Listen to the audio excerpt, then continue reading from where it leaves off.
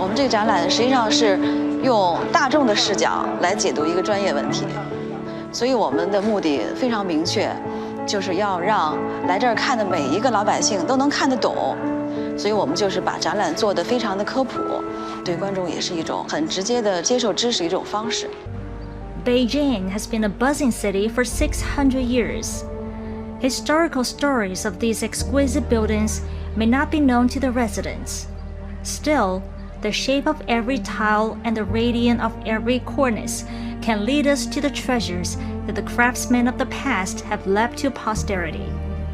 The 8 generations of the Yangshi Lei family drew their blueprints representing a pinnacle in ancient Chinese architecture. This is where history is written as the ancestors pass on their culture in wood, stone, and clay.